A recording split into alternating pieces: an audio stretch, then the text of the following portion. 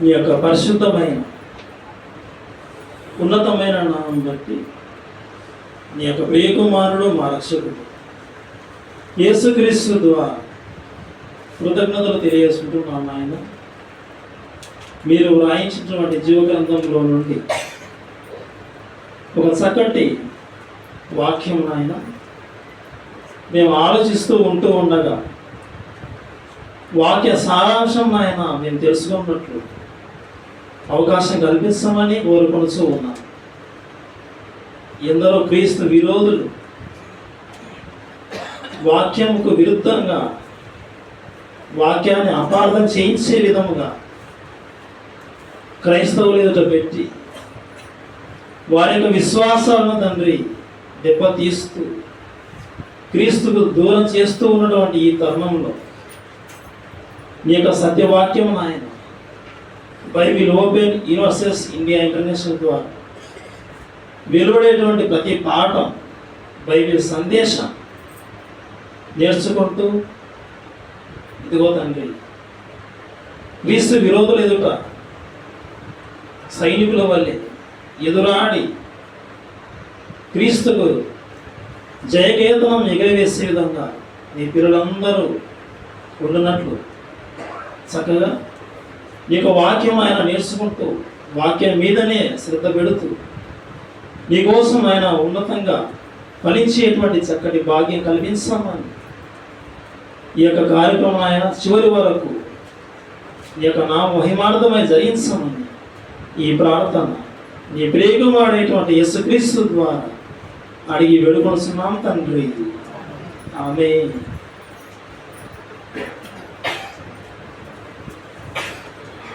ప్రియమైన దేవుని పిల్లలారా, మీకు ముందుగా ప్రకటింపబడిన విధముగా ఈ యొక్క సమయంలో బైబిల్ గ్రంథంలో నుండి ఒక చక్కటి దైవ సందేశాన్ని మనం నేర్చుకుందాం. మొదటిగా ఒక వచనాన్ని చదువుకున్నాం కదా, యోహాను సువార్త 5వ అధ్యాయం, యోహాను సువార్త 5వ అధ్యాయం 39వ వచనం.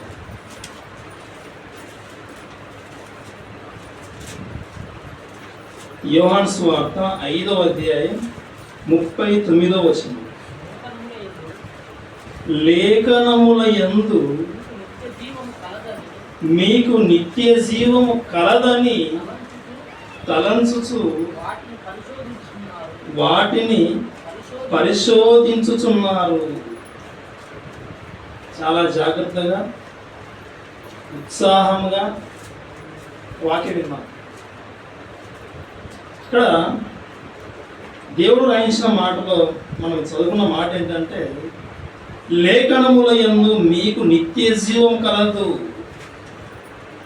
స్క్రిప్చర్స్, దేవుని యొక్క వాక్యం, దేవుని యొక్క ఆజ్ఞలు ఏవైతే ఉన్నాయో ఆ మాటలు అవన్నీ ఎక్కడున్నాయంటే ఇదిగో మన చేతుల్లో ఉన్నాయి. ఇవే లేఖనములు.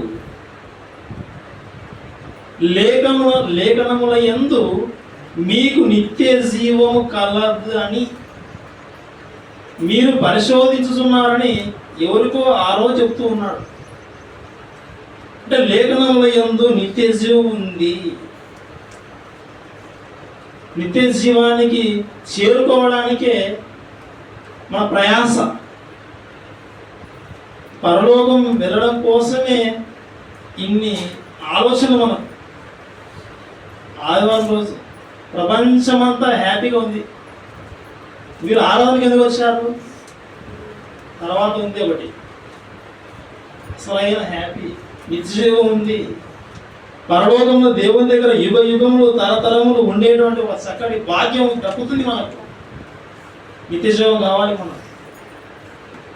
అందుకోసమే మన యొక్క ప్రయాస. ఉదయమే త్వరగానే లేచి రావడం. లేఖనములలో బైబిల్లో దేవుడు రాయించినటువంటి ఈ మాటల్లో ఏముందంటే, ఈ మాటల ప్రకారంగా చదువుకుంటూ మనం వెళ్ళిపోతే, నడుచుకుంటే ఖచ్చితంగా స్వర్గానికి వెళ్తాం. స్వర్గానికి యేసే మార్గం, యేసే దారి. ఇది మన నమ్మకం, మన విశ్వాసం. అయితే ఇలా నిత్య జీవానికి వెళ్ళాలి, దేవుని దగ్గరికి నేను చేరుకోవాలి అని నువ్వు ఆలోచనలో పడ్డప్పుడు, నువ్వు వెళ్ళాలని ఆయనకి ఆలోచన ఉంది, నీకు దేవుని దగ్గర వెళ్ళిపోవాలి, దేవుని నేను చూడాలని నీకు ఆలోచన ఉంది. అలా వెళ్ళేటువంటి నీ ఆలోచనలతో ఆ ఆలోచనకు అడ్డుకట్టలు రావా? అపవాది చూస్తూ ఉంటుందా? వీళ్ళేదో బయలు చదువుకుంటున్నారు, దేవుడు రాయించిన మాటలు, వీళ్ళు పరలోకానికి వెళ్ళిపోతారట, వీళ్ళు ఎలా వెళ్ళిపోతారో నేను చూస్తానని అది అడ్డుకోదా అపవాది? అంత సింపుల్గా చేసుకుంటామా? అపవాది రెడీగా ఉంటుంది. నాకు దక్కని పరలోకం మీక, నాకు దక్కని మీకు రావాలి, పరలోకం వస్తుంది. మీరు పరలోకం ఎలా వెళ్తారో నేను చూస్తాను. ఆ ప్రారంభంలో ఆదాము నుండి మొదలు పెడితే అందరి మీద అది తన యొక్క ప్రయత్నం కొనసాగించింది. ప్రారంభ మనుషులు ఆదాము హవ్వల చేతనే దేవుడు తినవద్దన్నటువంటి పండుగ తినిపించింది. మరి మనల్ని కూడా మనం వెళ్ళేటప్పుడు అంత చూస్తూ ఊరుకుంటుందా? వెళ్ళండి వెళ్ళండి అంటారా? హ్యాపీగా చెప్పాలి, అడ్డుకుంటుంది. ఈరోజు దేవుని యొక్క వాక్యం చదువుకుంటూ క్రైస్తవ సంఘాలకు వెళ్ళేటువంటి వారు ఇలా భక్తిలో ఉంటే, క్రీస్తు విరోధులైనటువంటి వారు ఇదే బైబిల్ తీసుకొని వచ్చి మీ బైబిల్లో తప్పులు ఉన్నాయి, బైబిల్లో కొన్ని అసంబద్ధాలు ఉన్నాయి, మీరు బైబిల్ నమ్ముకోవడం ఏదో నిత్య జీవానికి కోసం అని మీరు ప్రయాసపడతా ఉన్నారు, అది ఎంత కల్పితము అని ఇలా ఎన్నో మాటలు చెప్పి ఎంతో మందిని క్రీస్తుకి దూరం చేసినటువంటి వారు కూడా లేకపోలేదు. మా జీవితాలు కొంతమంది తెలుసు, కొంతమంది స్నేహితులు క్రైస్తవ్యంలో నుండి వేరే మతంలోకి వెళ్ళిపోయారు. క్రీస్తు నమ్ముకుంటే బాగా చేస్తాయని బాగా తట్టుకోలేక క్రీస్తునే వదిలిపెట్టి పోయిన వాళ్ళు కూడా లేకపోలేదు. ఈ సమయంలో ఒక మాట చదువుకుందాం. క్రీస్తు విరోధులైన వారు, బైబిల్ విరోధులైన వారు ఒక మాట తీసుకుని వచ్చి మన ముందర పెట్టి, ఈ మాట చెప్పండి, ఈ మాట ఎలా ఉందో చూడండి, ఈ మాట ఇంత మాట చెప్పిన తర్వాత మీరు ఎలా ఉన్నారు ఒకసారి చూసుకోండి, పోల్చి చూసుకోండి అని ఒక మాట ప్రయోగించారు. ఆ మాట పాఠమే, బైబిల్ సందేశమే మీకు జ్ఞాపకం చేయాలని మరి సిద్ధమయ్యే అనుకుంటున్నారా? అపోస్తుల కార్యములు 16వ అధ్యాయం, అపోస్తుల కార్యములు 16వ అధ్యాయం 6వ వచనం. ఆసియాలో వాక్యం చెప్పకూడదని, ఆసియాలో వాక్యము చెప్పకూడదని పరిశుద్ధాత్మ వారిని ఆటంకపరిచినందున ఆసియాలో వాక్యం చెప్పకూడదు. పరిశుద్ధాత్మ వారిని ఆటంకపరిచింది. అపోస్తలుడైన పౌలు గారు స్వార్థ ప్రయాణం కోసం వెళ్ళిపోయారు. మొదటిసారి స్వార్థ ప్రయాణం చేశాడు, రెండవసారి మళ్ళీ స్వార్థ ప్రయాణం చేశాడు, మూడవసారి స్వార్థ ప్రయాణం చేశాడు. ఆ తర్వాత రోమాకి వెళ్ళిపోతాడు. అయితే మనం ఈ సందర్భం ఎక్కడంటే, అపోస్తలుడైన పౌలు గారు రెండో ప్రయాణంలో జరిగిన సంఘటన ఇది. రెండో ప్రయాణంలో, స్వార్థ ప్రయాణంలో వెళ్ళిపోతూ ఉన్నప్పుడు ఆసియా ప్రాంతానికి వెళ్ళిపోతాడు పౌలు గారు, అతనితో పాటు ఉన్నటువంటి కొంతమంది. అలా వెళ్ళిన తర్వాత ఆ ఆసియాలో వాక్యం చెప్పొద్దు అని ఎవరు ఆటంకపరిచారు? అక్కడ పరిశుద్ధాత్మ వారిని ఆటంకపరిచినందున వాక్యం చెప్పకూడదు, అక్కడ పరిశుద్ధాత్మ ఆటంకపరిచింది. ఇది వాక్య భాగం.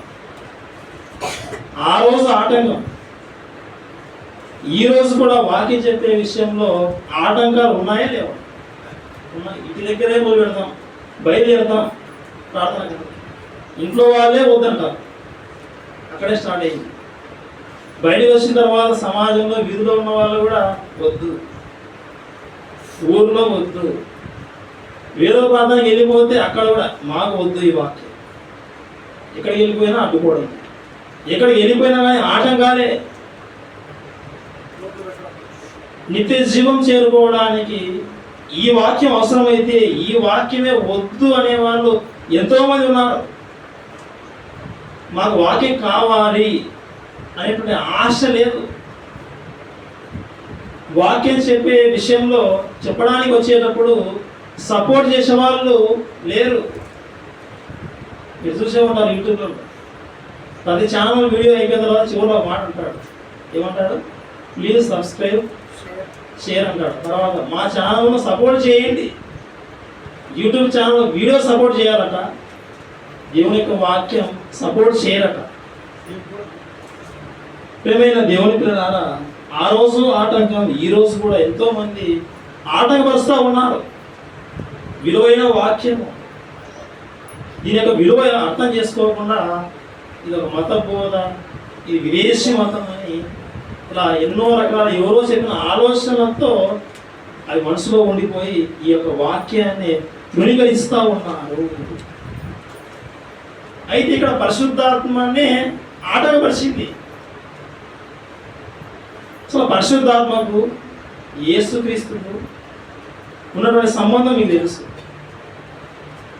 అందరికీ తండ్రి అయిన దేవుడే యెహోవా. అందరికీ తండ్రి అయిన దేవుడు యెహోవా. పాత నిబంధనలో యెహోవా యెహోవా యెహోవా అనే పదం ఉంటుంది. కొత్త నిబంధనలో వచ్చేసరికి తండ్రి తండ్రి తండ్రి. సృష్టికర్త సుప్రీం ఎవరంటే దేవుడు. ఆ దేవునికి మొదటి కుమారుడు ఎవడు? మొదటి కుమారుడు దేవునికి మొదటి కుమారుడు యేసుక్రీస్తు. రెండవ కుమారుడు పరిశుద్ధాత్మ. యేసుక్రీస్తు వారు మొదటి కుమారుడు అయితే ఆ మొదటి కుమారునికి ఎన్నో పేర్లు ఉన్నాయి. అందులో ఒక పేరు ఉంది. ఏం పేరు అంటే దేవుని వాక్యము అనే పేరు ఆయన పెట్టబడింది. దేవుని యొక్క వాక్యము అంటే యేసుక్రీస్తు వారు. యేసుక్రీస్తు వారు మరణించి తిరిగి వెళ్ళిపోయిన తర్వాత పౌలు గారు సువార్త ప్రకటిస్తూ ఉన్న సందర్భంలో ఈ వాక్యాన్ని చేత పట్టుకొని వెళ్ళిన తర్వాత ఈ వాక్యము ఆసియాలో చెప్పొద్దని ఆటంకపరిచింది ఎవరు? పరిశుద్ధాత్మ.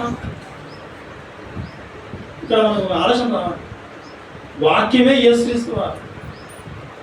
ఈ వాక్యమునే పరిశుద్ధాత్మ ఆటంకపరచడం ఏంటి? అసలు ఈ యేసుక్రీస్తుకు ఈ పరిశుద్ధాత్మకు ఈ మధ్యలో ఉన్నటువంటి సంబంధం ఇద్దరు బ్రదర్సే, అన్నదమ్ములే. యేసుక్రీస్తు వారు మాత్రమే శరీరాన్ని ధరించుకొని భూమి మీదకి వచ్చారు. పరిశుద్ధాత్మ మాత్రం శరీరాన్ని ధరించుకొని భూమికి రాలేదు. వాక్యం చెబుతూ ఉన్నటువంటి సందర్భంలో వాక్యము ఆసియాలో చెప్పొద్దని పరిశుద్ధాత్మనే ఆటంకపరిచాడు. ఇది ఎలా ఉందో చూడండి. ఒకే ఇంట్లో ఉన్న ఇద్దరు కుమారులలో పెద్ద కుమారుడు పని చేయడానికి వెళ్ళిపోతా ఉంటే చిన్న కుమారుడు తమ్ముడు వద్దు అంటే ఎలా ఉంటుంది? ఇంట్లోనే గొడవ, ఇంట్లోనే ఆటంకం. ఇక్కడ ఆసియాలో వాక్యం చెప్పడానికి సిద్ధమై వెళ్తూ ఉన్నప్పుడు పౌలు గారు వాక్యం చెప్పకూడదు అని ఎవరు చెప్తా ఉన్నారు? అక్కడ పరిశుద్ధాత్మ ఈ మాట తీసుకొని బయటకు వస్తారు. యేసుక్రీస్తు వాక్యం మీరు వచ్చి ఇక్కడ చెప్తా ఉన్నారు, బాగానే ఉంది, చెప్పడం తప్పేం కాదు. మీ బైబిల్లో ఉన్న మాట ఏముందో ఒకసారి చూడండి. అపోస్తలుల కార్యం 16వ అధ్యాయం 6వ వచనం ఉంది కదా, మనం చదివే మాటే. ఆసియాలో వాక్యం చెప్పకూడదని పరిశుద్ధాత్మని ఆటంకపరిచింది కదా, మరి మీరెందుకు ఇక్కడ వాక్యం చెప్తా ఉన్నారు? ఇక్కడ మీరెందుకు వాక్యం చెప్తా ఉన్నారు? మీ బైబిల్లోనే ఉంది. మీ బైబిల్లో ఉన్న మాట మీరు మితిమీరిపోతారా అని మరి ఈ యొక్క మాట చూపిస్తా ఉన్నారు.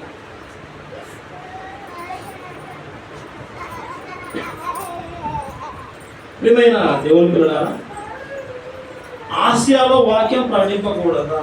ఇది మా టైటిల్. ఆసియాలో వాక్యం చెప్పకూడదా? ఇప్పుడు ఒక ప్రశ్న అడుగుతాను, ఒక 2 ప్రశ్నలు. ప్రపంచవ్యాప్తంగా ఉన్నటువంటి ఖండాలు, కాంటినెంట్స్ ఎన్ని ఉన్నాయి? కాంటినెంట్స్, ఖండాలు 7 ఖండాలు. మహాసముద్రాలు 5 ఉన్నాయి. ఇది సోషల్ సబ్జెక్ట్ అంతా. ఖండాలు కాంటినెంట్స్ ఎన్ని? 7. మహాసముద్రాలు 5. ఇక్కడ మన సందర్భం చూసుకుంటే ఆసియాలో వాక్యం చెప్పకూడదని ఇక్కడ మాట ఉంది. బైబిల్లో వాయించినటువంటి మాటలు, ఆ మాట ఏదైతే ఉందో ఆ మాట ఎప్పటిది, ఏ కాలానికి సంబంధించినది అనేది కొద్దిగా అవగాహన ఉండాలి. ఎప్పుడో చెప్పిన ఆ మాట ఇప్పుడు ఉన్నటువంటి ఈ కాలంలో మనకు ఈ మాట ఇది వర్తిస్తుందా, వర్తించాలి. అది ముందు కంపేర్ చేయాలి. ఇక్కడ చెబుతూ ఉన్నటువంటి ఆసియా ఖండమేనా, ఇక్కడ చెబుతూ ఉన్నటువంటి ఆసియా అనే ఈ పదము ఇది ఖండమేనా లేదా దేశమా? ఖండముకు దేశముకు వ్యత్యాసం ఉంది, తేడా ఉంది. మీకు అర్థమయ్యే విధంగా ఒక జిల్లా చూసుకుంటే జిల్లాలో కొన్ని మండలాలు ఉంటాయి. ఒక జిల్లాలో కొన్ని మండలాలు ఉంటాయి. ఎన్నో కొన్ని జిల్లాలు కలిపితే ఏమైపడుతుంది జిల్లా. ఒక మండలం ఏర్పడి మండలం కలిస్తే ఒక జిల్లా, కొన్ని జిల్లాలు కలిస్తే ఒక రాష్ట్రం. ఇది మనకు అర్థమైతే ఇక్కడ ఆసియాలో వాక్యం చెప్పకూడదని ఉంది. ఇది ఆసియా దేశమా, ఆసియా ఖండమా? మనం ఉన్నటువంటి ఈ కాలంలో, ఇప్పుడు ప్రస్తుతం ప్రజెంట్ ఉన్నటువంటి మన కాలంలో ఆసియా ఖండము. మరి ఆ రోజు ఆ కాలంలో ఖండం ఉందా? ఆ రోజు ఆ కాలంలో ఉన్నటువంటి ఈ మాటలో ఇది దేశమా? ఇది మనం గమనించాలి, అవగాహన చేసుకోవాలి. కొన్ని వర్షాలు మీకు చదివిస్తాను. ఆసియా ఖండము, ఆసియా దేశము మీకు అర్థమైపోతుంది. అపోస్తలుల కార్యములు 2వ అధ్యాయం 9వ వచనం. అపోస్తలుల కార్యములు 2వ అధ్యాయం 9వ వచనం. ఇక్కడ విషయం ఏంటంటే అపోస్తలులు మేడగదిలో ఉంటారు. అక్కడ వారందరూ ఒక చోట ఉన్నప్పుడు ఈ పరిశుద్ధాత్మ వారి మీద వచ్చేస్తారు. బలమైన గాలి వంటి ఒక ధ్వని వచ్చినప్పుడు ఆ సౌండ్కు చుట్టూ ఉన్న వారందరూ వీరున్నటువంటి ఆ చోటికి, ఆ ఇంటి దగ్గరికి గుంపులుగా వచ్చేస్తారు. అలా వచ్చిన తర్వాత వచ్చినటువంటి వారిలో ఎవరెవరు ఉన్నారు అని చెప్పుకుంటూ వెళ్ళిపోయి చాలా మంది ఉన్నారు. చాలా రకాల ప్రాంతాల్లో నుండి వచ్చిన వాళ్ళు ఉన్నారు. అందులో కొన్ని మనం గమనిద్దాం. 9వ వచనం. పార్థీయులు, మాదీయులు, ఎలామీయులు, మెసొపోతామియా, యూదయ, కప్పదొకియా, పొంతు, ఆసియా, ఫ్రుగియా, పంపులియా, ఐగుప్తు అను దేశములందరి వారు. ఈ వచనంలో ఆసియా అనే పదం ఉందా? 3వ లైన్లో ఉంది చూడండి, ఆసియా. ఇక్కడ దేశాల పేర్లు చెప్పుకుంటూ అందులో ఒక పేరు పెట్టాడు, ఆసియా. ఆసియా కూడా ఉంది. ఇంకా చూద్దాం. ఇది అపోస్తలుల కార్యములు 19వ అధ్యాయం. అపోస్తలుల కార్యములు 19వ అధ్యాయం 30వ వచనం.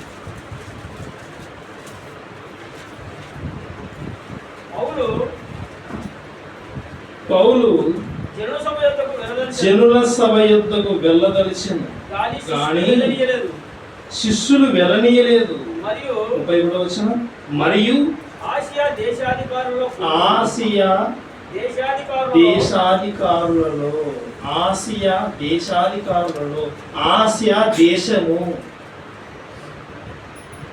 ఆసియా దేశమేనా ఆ రోజు ఆ కాలంలో? తర్వాత 20వ అధ్యాయం తర్వాత అక్కడ చూడండి, 20వ అధ్యాయం 4వ వచనం.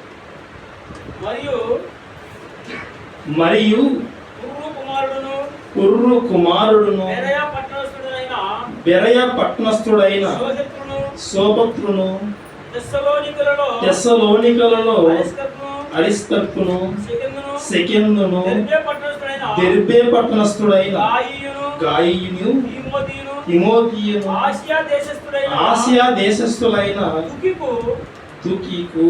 ఆసియా దేశస్థులైన, ఆసియా దేశము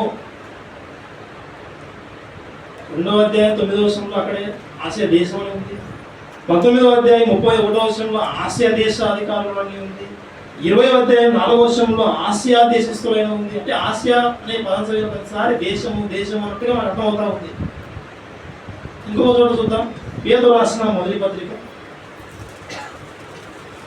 పేతురు రాసిన మొదటి పత్రిక 1వ అధ్యాయం 1వ వచనం. యేసుక్రీస్తు అపోస్తలుడైన పేతురు తండ్రి అయిన దేవుని భవిష్యత్ జ్ఞానమును బట్టి ఆత్మ వలని పరిశుద్ధత పొందిన వారై విధేయులగుటకు యేసుక్రీస్తు రక్తం వలన ప్రోక్షింపబడుటకు ఏర్పరచబడిన వారికి అనగా పొంతు, గలతీయ, కప్పదొకియ, ఆసియా, బితునియా అను దేశముల యందు, అంటే పైన శైలం అన్ని ఏవి దేశాలేనా? దేశాలే. ఆసియా ఒక దేశము. ఆసియా అనేది దేశం అని మనకు అర్థమైంది. ఆసియాలో వాక్యం చెప్పకూడదు అని ఆ రోజు చెప్పిన మాట, ఆ రోజు ఆసియా పరిస్థితి ఏంటి మనం చూసాం. ఆసియా దేశము. ఇప్పుడు ఈ రోజు ఆసియా దేశమా? ఆసియా ఖండం. ఖండముకు దేశముకు తేడా ఉంది.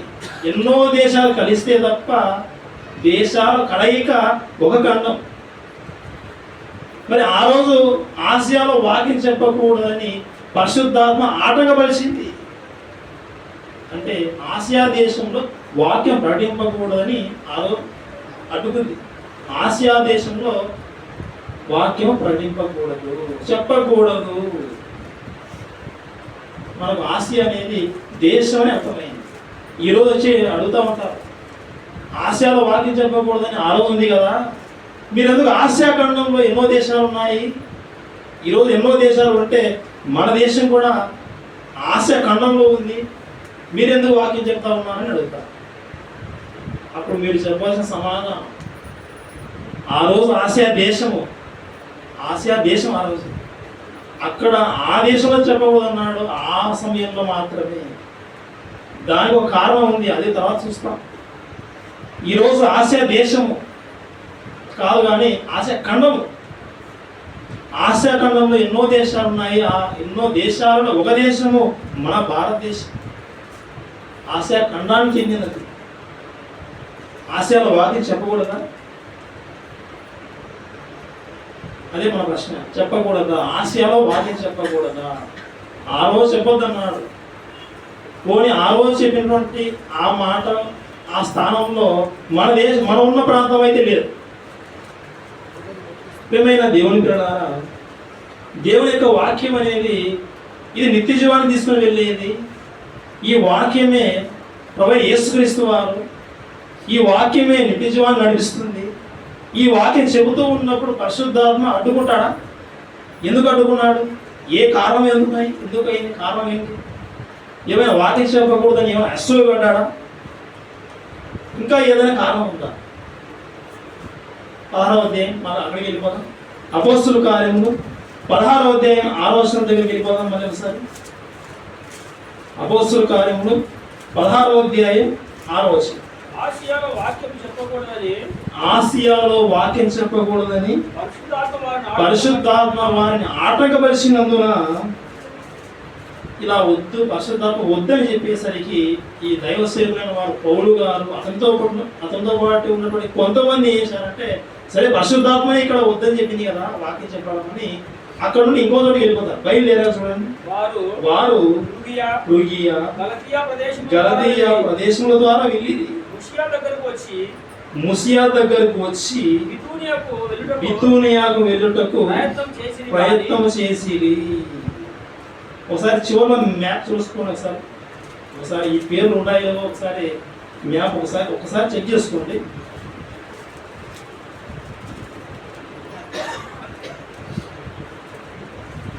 అపోస్తలుడైన పౌలు చేసిన ప్రయాణములు అనేటువంటి ఆ మ్యాప్లో ఆసియా ఉంటుంది, బితూనియా ఉంటుంది. అపోస్తలుడైన పౌలు చేసినటువంటి ప్రయాణాలలో చివరిలో ఉంటుంది అనుకుంటాను మ్యాప్. అది చివరి మ్యాప్. ఆ చివరి మ్యాప్లో ఆసియా ఉంటుంది, అదేవిధంగా బితూనియా అని ఉంటుంది. మీ దగ్గర ఉన్న బైబిల్లో రకరకాల బైబిల్స్ ఉంటాయి కాబట్టి ఆ మ్యాప్ ఆయన డిజైన్స్ వేరు ఉండొచ్చు. ఏమైనా దేవుని పిల్లలు ఇక్కడ విషయం ఏంటంటే ఆసియాలో వాక్యం చెప్పకూడదు అన్నాడు. పరిశుద్ధాత్మ ఆటంకపరిచింది. ఇక్కడ వద్దు, వాక్యం చెప్పడం వద్దు. సరే అక్కడ వద్దు అన్నాడు కాబట్టి ఇంకో చోటికి బయలుదేరా. ఇక్కడికి బితునియా. పోనీ బితునియాకి వెళ్ళిన తర్వాత ఏమైనా వాక్యం చెప్పడానికి వెళ్తే అక్కడ ఏమైనా సరే పరిశుద్ధాత్మ వాక్యం చెప్పడానికి ప్రోత్సహించాడా? అక్కడ కూడా అడ్డుకున్నాడు. ఇప్పుడు రండి అపోస్తుల కార్యములు 16వ అధ్యాయం 7వ వచనం. అపోస్తుల కార్యములు 16వ అధ్యాయం 7వ వచనం. యేసు యొక్క ఆత్మ వారిని వెళ్ళనీయలేదు. యేసు యొక్క ఆత్మ. ఇదేంటి మళ్ళీ యేసు యొక్క ఆత్మ? పరిశుద్ధాత్మ అన్న, యేసు యొక్క ఆత్మ అన్న, ఆదరణకర్త అన్న, సత్య స్వరూప యొక్క ఆత్మ అన్న కానీ ఇవన్నీ పరిశుద్ధాత్మ పేర్లు. యేసు యొక్క ఆత్మ వారిని వెళ్ళనీయలేదు. ఆసియాలో వద్దని చెప్పా, వాక్యం చెప్పకూడదన్నావు. సరే అని ఇంకో చోటికి వెళ్ళిపోతే, ఇక్కడ కూడా వెళ్ళిపోతే, అక్కడికి వెళ్ళిపోతే, బిదునియాకి వెళ్ళిపోతే అక్కడైనా సరే వాక్యం చెప్పనిచ్చాడా పరిశుద్ధాత్మ దేవుడు? వద్దన్నాడు, వెళ్ళనీయలేదు. తర్వాత కంటిన్యూ చేయండి. అంతటా వారు మూసియను దాటిపోయి త్రోయకు వచ్చి, అక్కడ త్రోయకు వచ్చిన తర్వాత ఆ ప్రాంతంలో ఉన్నారు. ఆసియాలో వాక్యం చెప్పడానికి వెళ్ళిపోతే వద్దన్నాడు. పోనీ ఇంకో చోటుకి వెళ్ళిపోయి వాక్యం చెప్తామని బిదునియాకు వచ్చేస్తే బిదునియాలో కూడా వాక్యం చెప్పకూడదని అనుకున్నాడు. ఎందుకు ఆటంకపరిచాడు ఏమో అని ఆలోచనలో పడిపోయి త్రోయలో ఆ ప్రాంతంలో అక్కడే ఉండిపోయాడు. అయితే ఆ సమయంలో దేవుడు అప్పుడు వారితో మాట్లాడిన సందర్భం 9వ వచనం. అప్పుడు మాసిదోనియా దేశస్థుడు ఒకడు నిలిచి, నీవు మాసిదోనియాకు వచ్చి మాకు సహాయం చేయమని తనను వేడుకొనుచున్నట్టు రాత్రి వేళ పౌరులకు దర్శనం కలిగేను. ఆసియాలో వాక్యం క్యాన్సల్ అయిపోయింది. చెప్పాలని వెళ్ళిపోతే అంటే మీటింగ్ క్యాన్సల్ అయింది. బిదునియాకి వెళ్ళిపోతే క్యాన్సల్. త్రోయలోకి వచ్చారు. ఎందుకు అక్కడ వాక్యం చెప్పకూడదని దేవుడు అడుగుతున్నాడు అని అయోమయంలో ఆలోచన పడినప్పుడు అప్పుడు దేవుడు వారితో మాట్లాడిన సందర్భం. ఆ సమయంలో ఆ దర్శనంలో ఎవరో ఒకడు మాసిదోనియా దేశస్థుడు ఒకడు నిలిచి, నీవు మాసిదోనియాకు వచ్చి మాకు సహాయం చేయమని తనను వేడుకొనుచున్నప్పుడు రాత్రి వేళ పౌరులకు దర్శనం కలిగేది. పౌరు కలిగిన దర్శనం ఏంటంటే, ఒక వ్యక్తి ఉన్నాడు, అతడు మాసిదోనియా దేశస్థుడు. మాకు వచ్చి సహాయం చేయి, మాకు వచ్చి నువ్వు మీరు సహాయం చేయాలి. మీరు ఏ సహాయం? ఆ సహాయం ఏంటి? ఆసియాలో వాక్యం చెప్పద్దమ్మా, బితునియాకి వెళ్తే అక్కడ వాక్యం చెప్పద్దమ్మా. వీళ్ళు ఏ పని మీద అయితే వచ్చారో పౌలు గారితో పాటు ఎంతమంది అయితే ఉన్నారో వీళ్ళందరూ ఏ ఉద్దేశంతో బయలుదేరి వచ్చారో అదే మాసిదోనియా దేశంలో ఉన్న ఆ వ్యక్తి అడుగుతా ఉన్నాడు, మాకు వచ్చి మీరు సహాయం చేయండి, మాకు సహాయం చేయమని వేడుకున్నాడు. నువ్వు సహాయం చేస్తావు, కొంతమందికి ఆపదలో ఉన్న వారికి ఆహారం పెడతావు, ఆకలితో ఉన్న వారికి, దప్పికతో ఉన్న వారికి దాహం తీర్చేస్తావు, అనారోగ్యంతో ఉన్న వారికి వైద్య సహాయం అందిస్తావు. ఇవన్నీ సహాయాలే. అయితే అన్నిటికంటే మించినది నిజమైన సహాయం ఏంటో తెలుసా? నిత్య జీవానికి నడిపించేటువంటి దేవుని మాటలు నువ్వు చెప్పడమే నువ్వు చేసేటువంటి నిజమైన సహాయం. ఈరోజు ఎంతోమంది స్వార్థికులు వాక్యం చేతబట్టి, బైబిల్ చేతబట్టి వాక్యం చెప్పడానికి వెళ్ళిపోతూ ఉన్నారు. వారందరూ వెళ్ళిపోయేది ఎందుకు? మతబోధ చేయడం కోసం కాదు. ఆత్మలు నశించిపోయేటువంటి ఆత్మలు నిత్యాగ్నిధనం చేరుకోకుండా ఉండాలని సహాయం చేయడం కోసం వెళ్ళిపోతూ ఉన్నారు. అంటే వాక్యం ఇవ్వడం కోసం వెళ్ళిపోతూ ఉన్నారు. మాసిదోనియా దేశస్థుడు మాకు వచ్చి మాకు సహాయం చేయమని దర్శనంలో పౌలుకు రావడంతో పౌలుతో ఉన్న వారందరూ గ్రహించారన్నమాట. అంటే మాసిదోనియాలో వాక్యం చెప్పాలి నేను, ఆసియాలోకి వెళ్ళి వాక్యం చెప్తా ఉన్నాడు, వద్దన్నాడు దేవుడు. బితునియా వెళ్ళిపోతా ఉంటే వద్దన్నాడు. వాక్యం చెప్పడం కోసమే కదా మేము ప్రయాణం చేసి వచ్చింది అన్నప్పుడు, అలా ఆలోచన ఉన్నప్పుడు వెళ్ళాలా వద్దా అని ఆలోచన ఉన్నప్పుడు, ఇదిగో మీరు వెళ్ళవలసిన సమయం వచ్చేసింది, మీరు వెళ్ళవలసినటువంటి అత్యవసర సమయం వచ్చేసింది. ఇదిగో పౌలు నీకు దర్శనం కలిగింది కదా, మాసిదోనియా దేశస్థుడు సహాయం మాకు కావాలని అడిగాడు కదా, ఆ సహాయం ఏదో కాదు, ఇదిగో నువ్వు వాక్యం చెప్పడానికి సిద్ధపడి వచ్చావు, ఈ వాక్యమే అక్కడికి వెళ్ళిన తర్వాత చెప్పాలి. నిజంగా వాక్యం కోసమే అడిగింది, వాక్యమైనా సహాయం చేయాల్సింది. అవునో కాదో మనం తెలియాలంటే తర్వాత వర్షం చదువుకోవాలి. 10వ వచనం. అతనికి ఆ దర్శనం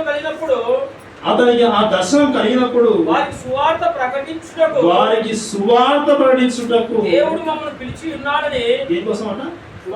సువార్త అంటే ఆ దర్శనంలో అర్థం ఏంటంటే సహాయం అడిగాడు కదా, ఆ సహాయం యొక్క పరమార్థం ఏంటంటే అంటే ఈ వాక్యం చెప్పాలన్నమాట.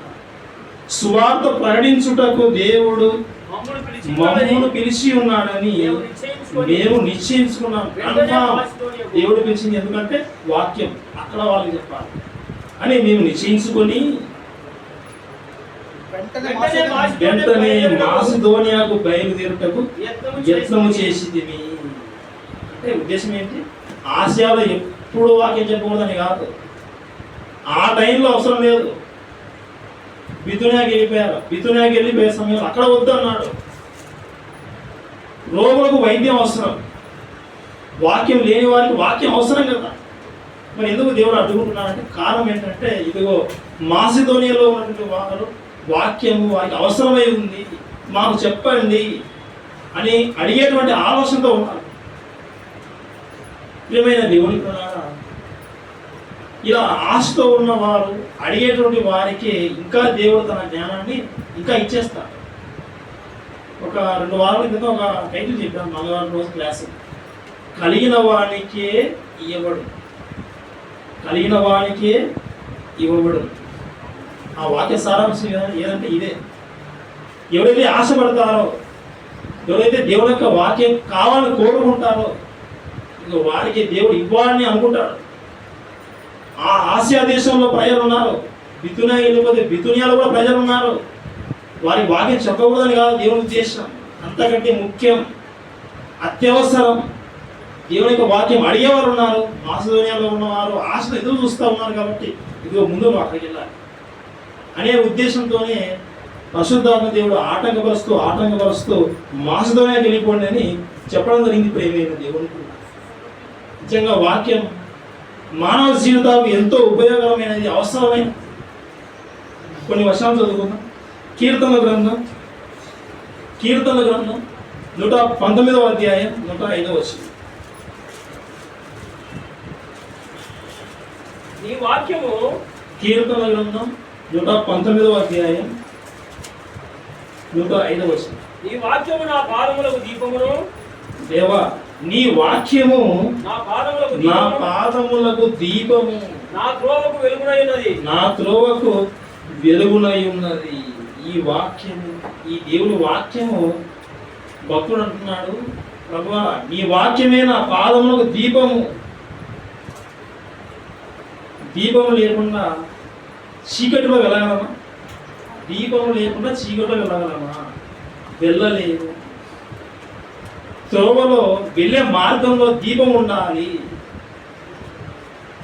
ఈరోజు ఎన్నో రకాల వెహికల్స్ మనిషి వాడుతూ ఉన్నాడు. ఒక బైక్ కావచ్చు, ఒక ఆటో కావచ్చు, బస్సు కావచ్చు, వీటన్నిటికీ లైట్స్ ఉన్నాయి. ముందర ఉన్నాయా? లైట్స్ ఎందుకు ఉన్నాయి? పగలు ప్రయాణం చేస్తారు. వీళ్ళందరితో ఊరుకుంటారా? రాత్రి కూడా ప్రయాణం చేస్తారు. రాత్రి పూట పోయినా కానీ లైట్ ఉండాలి, లేకుంటే ఆటో తీసుకుని ఎక్కడేస్తాడో. కాబట్టి వెలుతురు ఉండాలి, అందుకే లైట్ కంపెనీ వాళ్ళు పెట్టారు, అక్కడ సెట్ చేశారు. ప్రియమైన దేవుని పిల్లలారా, అక్కడ భక్తుడు అంటున్నాడు, నీ వాక్యమే నా పాదములకు దీపము. అలా నేను నడిచేటప్పుడు నా నడక, ఆ దారిలో నేను త్రుటిల్లి పడకుండా నేను సురక్షితంగా నేను నడుచుకుంటూ వెళ్ళడానికి ఒక దీపం ఎలా అయితే అవసరమో ప్రభువా, ఈ భక్తి జీవితంలో నాకు నీ వాక్యం ఉంటే నాకు దీపం, నా పాదములకు దీపం. నా త్రోవకు వెలుగై ఉన్నది. వెళ్ళే మార్గంలో ఒక దీపం లాంటి. ఇంకో మాట చదువుకుందాం.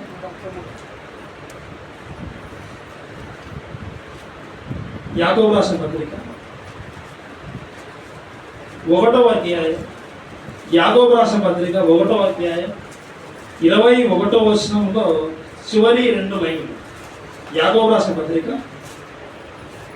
1వ అధ్యాయం 21వ వచనంలో చివరిలో ఉన్నటువంటి 2 లైన్లు చూడండి. లోపల నాటబడి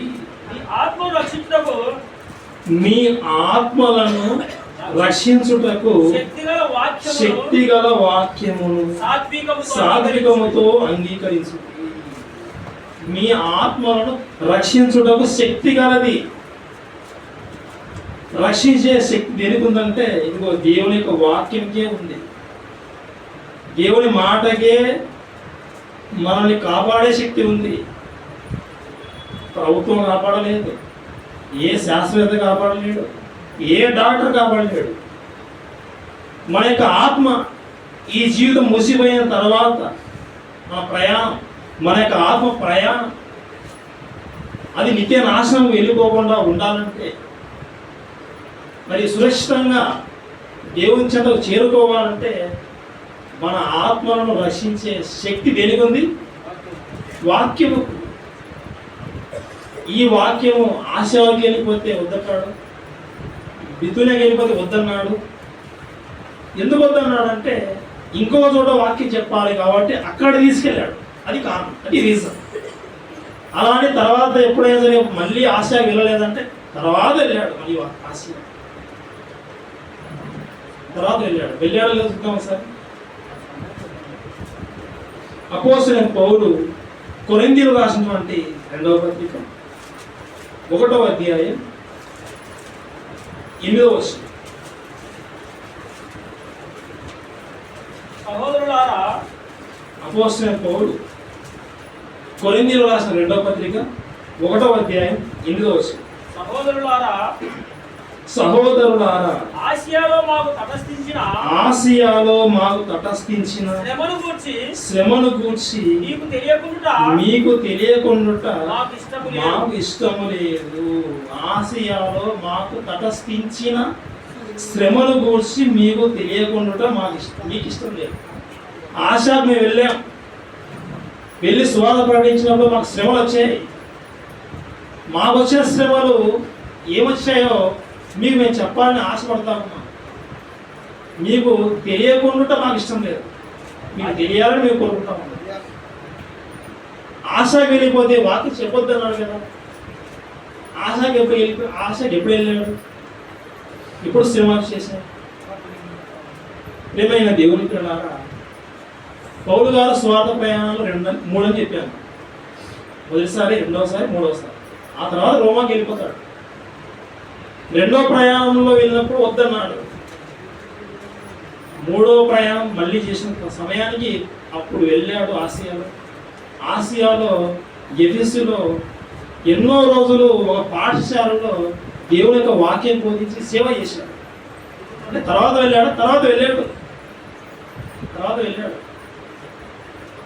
వెళ్ళిన తర్వాత వచ్చిన తర్వాత ఆ శ్రమల గురించి చెప్తా ఉన్నాడు ఇక్కడ. కొరింథీయులారా, మేము ఆసియా వెళ్ళిపోయాం. ఆసియాలో మాకు ఎన్నో శ్రమలు వచ్చాయి. ఆ శ్రమలు మీకు తెలియకుండా మాకు ఇష్టం లేదు. ఆసియాలో వాక్యం చెప్పొద్దన్నాడు ఆ రోజు ఆసియా దేశం. ఈ మాట చూపించి ఆసియా ఈరోజు ఖండం, ఈ ఆసియా ఖండంలో భారతదేశం ఉంది. ఈ భారతదేశంలో మీరు బైబిల్ పెట్టుకుని వాక్యం చెప్పకూడదు. ఈ మాట చెప్పిన తర్వాత ఈ విషయం తెలియకపోయిన ఈ స్టోరీ అంతా ఆగిపోతారు. ఈ పాఠం తెలిసిందంటే ఆ రోజు ఆసియాలో వాక్యం చెప్పకూడదు అన్నాడు. అది ఆసియా దేశము. ఈరోజు ఉంది ఆసియా ఖండము, వాక్యం చెప్పచ్చు అని మనకు సులువుగా చెప్పడానికి అవకాశం ఉంది. పోనీ ఆసియాలో ఎప్పుడు వాక్యం చెప్పకూడదా ఆ రోజు కూడా అంటే తర్వాత వెళ్ళి చెప్పారు. అదే విషయం చదివాం ఇక్కడ. ప్రియమైన దేవుని పిల్లలారా, దేవుని యొక్క వాక్యం అనేది ఇది చెప్పవలసిన అవసరత ఉన్నది. అప్పుడప్పుడు కొన్ని యాక్షన్ జరిగిన తర్వాత యాక్సిడెంట్లో అంబులెన్స్లో ఒక పేషెంట్ని తీసుకెళ్తారు హాస్పిటల్. ఆ హాస్పిటల్లో ఎంతోమంది డాక్టర్లు ఉంటారు. అంబులెన్స్ రాగానే ఏం చేయాలి? ముందు వచ్చిన అంబులెన్స్ పేషెంట్ ఎవరైతే ఉన్నారో ముందు ఆ పేషెంట్ వచ్చిన వ్యక్తి ముందు ఆరోగ్యం కోసం వైద్యం చేయాలి. ఎందుకంటే ఎమర్జెన్సీ కాబట్టి ఎమర్జెన్సీ ప్రాథమిక చికిత్స చేయాలి. మేము ఆల్రెడీ డ్యూటీలో ఉన్నాము, ఆ వచ్చిన ఎమర్జెన్సీ పేషెంట్ అలాగే పెట్టామంటే ఆ పేషెంట్ చచ్చిపోతాడు. ప్రియమైన దేవుని పిల్లలారా, ఇది మాకు అర్థమైతే ఇక్కడ వాక్యం అనేది అత్యవసరం.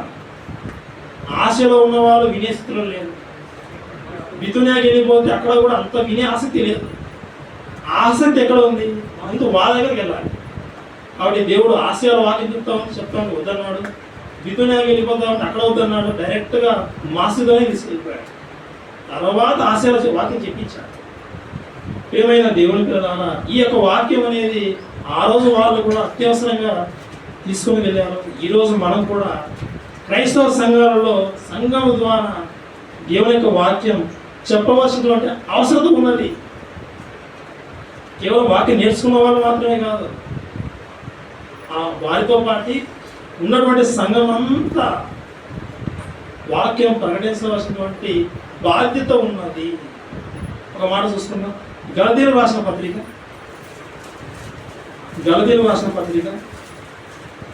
3వ అధ్యాయం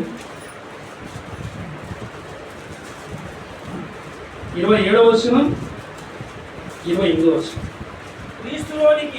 క్రీస్తులోనికి బాప్తిస్మం పొందిన మీరందరూ క్రీస్తును ధరించుకొని ఉన్నారు. ఇందులో యూదుడని క్రీస్తు దేశస్థుడని లేదు, దాసుడని స్వతంత్రుడని లేదు, పురుషుడని స్త్రీ అని లేదు. యేసుక్రీస్తునందు మీరందరూ ఏకముగా ఉన్నారు. బాప్తిస్మం పొందిన ప్రతి ఒక్కరు, స్త్రీ అయినా కానీ పురుషుడైనా కానీ, మీరందరూ క్రీస్తులోనికి బాప్తిస్మం పొందారు, క్రీస్తును ధరించుకున్నారు. క్రైస్తవులు మనందరికీ దేవుడు బాధ్యత పెట్టాడు. క్రైస్తవులైనటువంటి వీరందరూ దేవుని యొక్క వాక్యమును ప్రకటించవలసినటువంటి బాధ్యత భారం పెట్టాడు. అని ఇదే పౌలు మాట అంటాడు, సువార్త ప్రకటించవలసిన భారం నా మీద మోపడి ఉన్నది. క్రైస్తవులారా, బాప్తిస్మం పొందిన వారులారా, క్రీస్తును పోసినటువంటి ఈ వాక్యము, ఈ సువాసన అనేకులకు వెదజల్లవలసినటువంటి బాధ్యత మన మీద ఉంది. ఈ పని మనకు ఉన్నది. అందుకే ఆ ఉద్దేశంతోనే దేవుడు చెప్పినటువంటి ఆ మాటనే తప్పకుండా చెప్పాలి, అనేకులకు తెలియజేయాలి. అనేకులకు వాక్యం అవసరత ఇదే సహాయం చేయాలి. మనం ఎన్నో సహాయం చేస్తాం. దేవుని యొక్క వాక్యం చెప్పడం ఇది అన్నిటికంటే అత్యవసర సహాయం ఇదే. ఈ యొక్క వాక్యం చెప్తా ఉన్నప్పుడు ఈ సహాయం మనం సమాజానికి ఇవ్వడానికి దేవుని యొక్క మాటలు సభలు జరిగిస్తూ ఉన్నప్పుడు శ్రమలు రాకుండా ఉంటాయి. శ్రమలు వస్తాయి. అడ్డుకునేవారు ఉండొచ్చు, వినేవారు ఉంటారు. కాబట్టి వినేవారి దగ్గరికి వెళ్ళి చెప్పే విధంగా వెళ్ళిపోవాలి. ప్రియమైన దేవుని పిల్లలారా, శ్రమలు వస్తాయి. ఒక మాట చదువుకోవాలి. ఈ సమయంలో శ్రమలు భయపడకూడదు. అపోస్తుల కార్యములు 14వ అధ్యాయం 22వ వచనం చదువుకుందాం.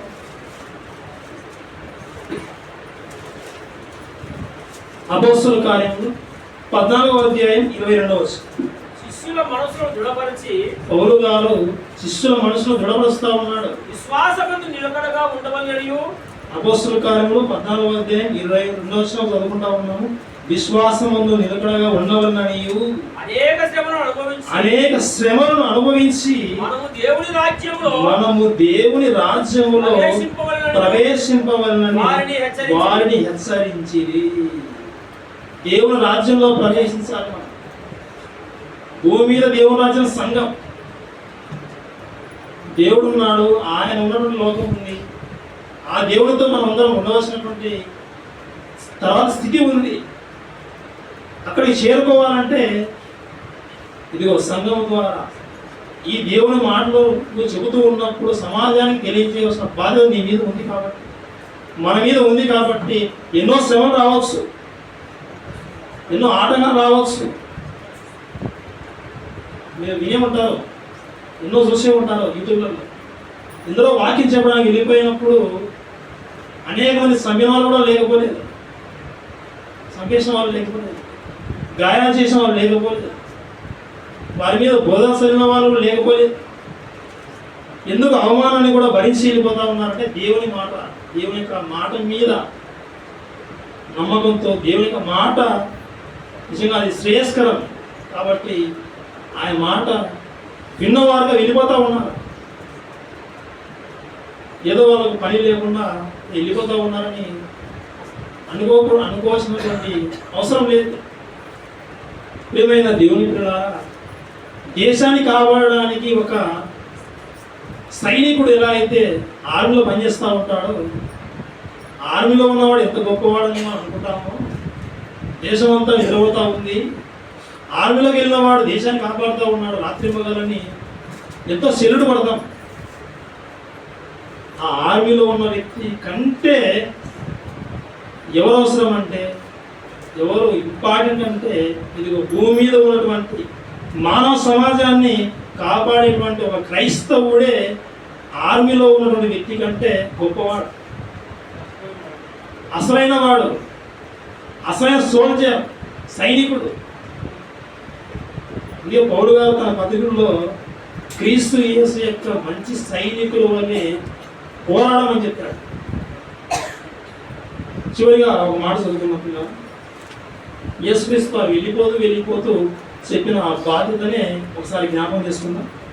మార్క్స్ వార్త 16వ అధ్యాయం 15వ వచనం. మరియు మార్క్స్ వార్త 16వ అధ్యాయం 15వ వచనం. మరియు మీరు సర్వలోకమునకు వెళ్ళి సర్వ సృష్టికి సువార్తను ప్రకటించుడి. సర్వలోకమునకు వెళ్ళి సర్వ సృష్టికి స్వార్థ ప్రకటించుడి. ఆసియాలో వాక్యం చెప్పకూడదా? ఆ రోజు అన్నారు కదా, ఆ రోజు వద్దన్నాడు. ఇక్కడ ఈ మాట చూసుకుంటే చదివితే ప్రభువైన యేసుక్రీస్తు వారు చెప్పిన ఆజ్ఞ, సర్వలోకానికి వెళ్ళి సర్వ సృష్టికి సువార్త ప్రకటించండి. మీరు అలా ప్రకటించడానికి వెళ్ళినప్పుడు కొంతమంది మా వద్దు అంటారు, వద్దని చెప్తారు. బలవంతంగా చెప్పాల్సిన అవసరం లేదు. అక్కడ నుండి ఇంకో చోటికి వెళ్ళిపోవాలి. వద్దంటారా ఇంకో చోటికి వెళ్ళిపోవాలి. ఎవరో ఆశపడే వారు ఉంటారు, వాళ్ళకి చెప్పాలి. మీరు వద్దంటే తిరిగి రిటర్న్ రావాల్సిందే. బలవంతంగా కూర్చొని చెప్పలేదు. ఇది బలవంత మతమార్పి కాదు. ఏమైనా దేవుని పిల్లారా, మనం ఆర్టీసీ బస్సులో వెళ్ళిపోతాం. బస్సులో మనం కనబడగానే వాళ్ళు బలవంతంగా బస్సులో ఎక్కించుకుంటారు. ఎవరైనా మనం వెళ్ళాలంటే అడిగితే ఎక్కించుకోమని చెప్తారు. బలవంతంగా ఆర్టీసీ బస్సులో ఉన్న వాళ్ళు ఎక్కించుకోరు. దేవుడు కూడా పరలోకాన్ని చేరుకోవడానికి బలవంతంగా పెంచుకోవడం అన్నది బాగా గుర్తుపెట్టుకోవాలి. బలవంతంగా ఆయన పెంచుకోడు, మనమే బలవంతంగా చొరబడాలి. శ్రమలు. ప్రియమైన దేవుని పిల్లలారా, ఈ వాక్యం చేత బట్టి అనేకులు వెళ్ళిన తర్వాత ఎన్నో శ్రమలు వచ్చాయి. కొడతా ఉన్నా కానీ, తిరుగుతా ఉన్నా కానీ ఎందుకు వాళ్ళు తగ్గలేదు, ఎందుకు దేవుని విడిచిపెట్టలేదంటే పరలోకం మిస్ అయిపోతుంది. ఆ లోకం కావాలంటే ఎన్ని శ్రమలు ఉన్నా కానీ వాటిని అధిగమించి వెళ్ళిపోవాలి.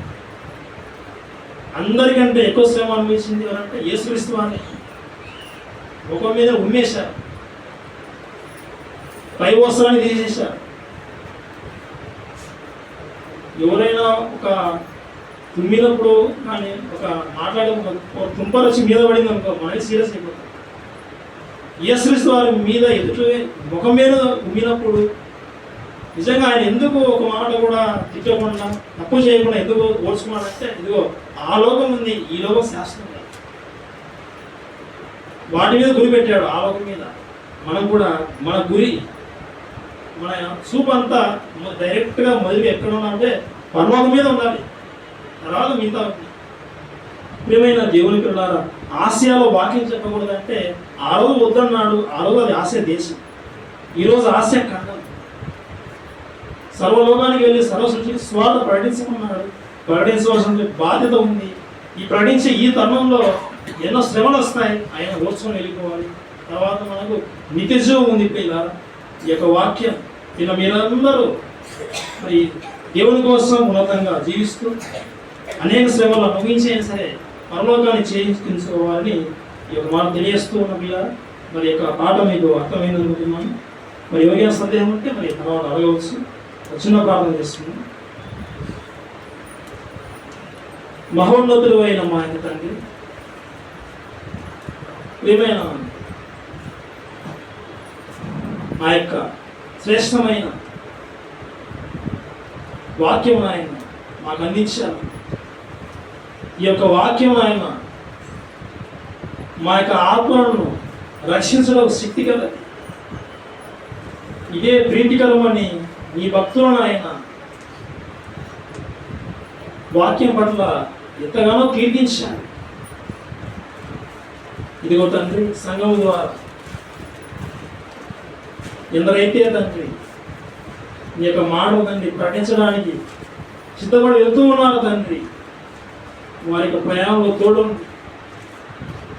మీ యొక్క వాక్యం ఆయన అనేక చోట్ల తండ్రి వెదజల్లే విధంగా మీ యొక్క సహాయం దయచేయమని కోరుకొనిస్తూ ఉన్నా. ఇదిగో తండ్రి, ఆ రోజు ఆసియాలో వాక్యం చెప్పకూడదని మీరు శ్రమించారు. ఆ రోజు ఆసియా దేశం, అక్కడ నుండి పౌలు గారిని తండ్రి మాసిదోనియా తీసుకెళ్ళారు. మాసిదోనియాలో వాక్యం వినేవారు ఉన్నారని, ఆశతో ఉన్నారని, అత్యవసరమని వినేవాళ్ళు అక్కడ ఉన్నారని ముందుగా వారి దగ్గర తీసుకెళ్ళాను ఆయన వాక్యం. ఆ తర్వాత కాలంలో ఆసియాలోకి కూడా వాక్యం తీసుకెళ్ళాను. ఇదిగో నాయన, ఇలాంటి బైబిల్లో సందేహాత్మకంగా ఉండేటువంటి కొన్ని వచనాలు తండ్రి చూపిస్తూ అనేకులు తండ్రి క్రైస్తవ్యంలో నుండి దూరం చేయాలని ప్రయాసపడుతూ ఎవరైతే ఉన్నారో తండ్రి క్రీస్తు విరోధుల ఆలోచన తండ్రి నేను తుంచేసి క్రీస్తుకు జయకేతనం ఎగిరేసే పిల్లలముగా క్రీస్తు యేసు యొక్క మంచి సైనికుల వల్లే సువార్త పక్షాన పోరాడే విధంగా ఉన్నట్లు సహాయం దయచేయమని. ఇదిగో ఆయన ఈ యొక్క సంఘం అంతా నీకోసం ప్రయాసపడుతూ నీ యొక్క మాటలు ప్రకటించాలని సిద్ధపడుతూ ఉండగా తండ్రి తోడుగా ఉండమని. సభల ద్వారా ఇదిగో నాయన ఏ ఆత్మలైతే రక్షణ పొందాలని తండ్రి మీరు సిద్ధం చేశారో వారికి మేము వాక్య సహాయం చేసే విధంగా ఆ పనిలో ప్రయాసపడే విధంగా తండ్రి మమ్మల్ని బలపరచం. అనేకమైనటువంటి సత్క్రియలు చేసి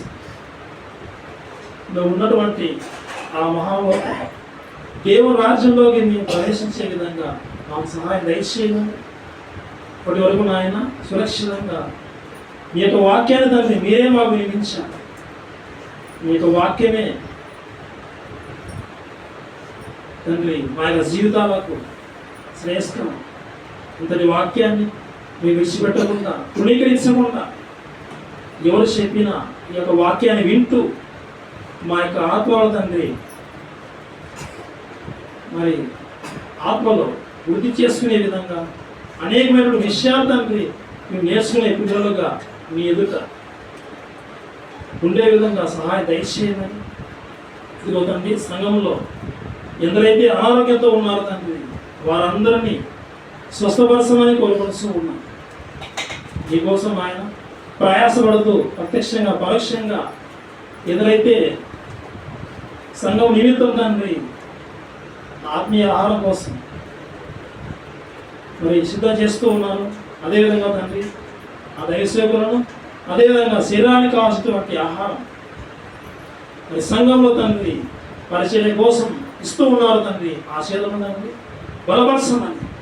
ఇప్పటి వరకు మేమున్న ఇక మాటలన్నీ మా హృదయంలో ఉంచుకుంటూ ఇంకా అనేకమైన విషయాలు నేర్చుకుంటూ నీకోసం ఫలించి మా యొక్క జీవితాలు ముగించుకున్నట్లు మాకు సహాయం దయచేయమని ఈ ప్రార్థన నీ ప్రియకుమారుడైనటువంటి యేసుక్రీస్తు ద్వారా అడిగి వేడుకొనుచున్నాం తండ్రి. ఆమేన్.